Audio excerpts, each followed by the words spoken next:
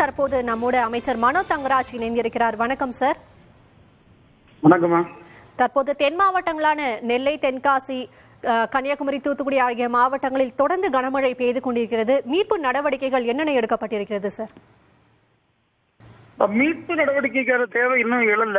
நாங்க இப்ப preparatory works ரொம்ப தெளிவா பண்ணிட்டு இருக்கோம்.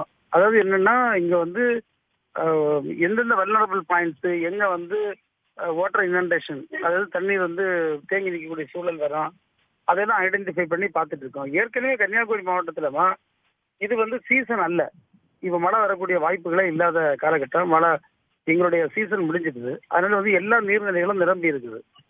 இந்த மழை அடிஷனலா ஒரு மேல் சுழற்சி இது கிரியேட் ஆகிருக்கனால மழைன்னு சொல்லப்படுது. நேற்றைக்கு மிக கனமழை பெஞ்சது. அதனால நாங்கள் டேம்ஸ் எல்லாம் இன்னைக்கு காலையில் நானே எல்லா இடத்தையும் விசிட் பண்ணி எவ்வளவு இன்ஃப்ளோ வருதோ அதுக்கேற்றபடி சஃபிஷியண்டா அவுட்ஃப்ளோவும் கொடுத்து அதை ரெகுலேட் பண்ணி மானிட்டர் பண்ணிட்டு இருக்கோம். அந்த வல்னரபிள் ஏரியாஸ்ல என்ன நாங்கள் ஏற்கனவே கேம்ப்ஸ் எல்லாம் ஆர்கனைஸ் பண்ணிட்டோம். மக்களுக்கு தேவையான திங்ஸ் எல்லாம் ரெடியோட இருக்கோம். மக்கள் வந்தால் நம்ம அகாமடேட் பண்ணுவோம். அது ஒரு சில இடங்கள் மட்டும் நாங்கள் ஸ்ட்ரிக்டா சொல்லியிருக்கோம், அவங்க வெளியே வரணும்னு. சிலர் வரமாட்டேங்கன்னு அடம் பிடிச்சிட்டு இருக்காங்க. பட் நாங்கள் பேசிட்டு இருக்கோம். ரொம்ப அட்வர்ஸான சிச்சுவேஷன் எங்கேயுமே இல்லை. எல்லாமே இப்போ முழுமையான கட்டுப்பாட்டில் தான் இருக்குது. அட்வர்ஸா எதுவும் இல்லை. எல்லா வெல்லரபிள் பாயிண்ட்ஸையும் ஆஃபீஸர்ஸ் டெபியூட் பண்ணி அந்த விஷயங்களை தீவிரம் பண்ணிட்டு இருக்கோம். எஸ்டிஆர்எஃப்ல 3 டீம் வந்துட்டு இருக்குது. அதே மாதிரி சென்னையிலேருந்து நம்ம சிஎல்ஏ ஸ்பெஷல் ஆஃபீஸராக போட்டிருக்காங்க, அவரும் வந்திருக்காரு.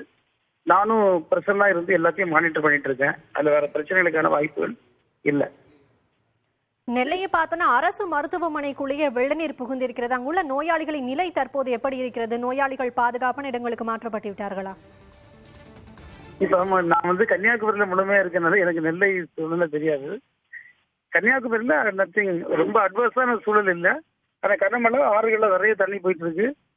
பல இடங்கள்ல இனண்டேஷனுக்கான வாய்ப்புகள் இருக்கு. நம்ம ப்ரிப்பரேட்டரி ஒர்க் நிறைய பண்ணதில்லை, அவ்வளவு பெரிய பிரச்சனை இல்லாம இருக்குது. அந்த அளவுக்கு பாதிப்புகள் இல்லை என்றாலும் கனமழை தொடரும். ரெட் அலர்ட் விடுக்கப்பட்டிருக்கிறது. எத்தனை முகாம்கள் அமைக்கப்பட்டிருக்கிறது சார்? இப்ப நீங்க பாத்தீங்கன்னா நாங்க நிறைய இடங்கள், அதாவது ஒரு வல்னரபிள் பாயிண்ட்ஸ் ஐடென்டிஃபை பண்ணி இதுக்கு முன்னால பேரிடர் காலங்கள்ல எந்தெந்த இடங்கள்ல தண்ணீர் பிரச்சனை இருக்குமோ அது அத்தனை இடங்கள்லயும் தயார் நிலையில் இருக்காங்க. குறிப்பா பாத்தீங்கன்னா சுசீந்திரம் பகுதி, அதே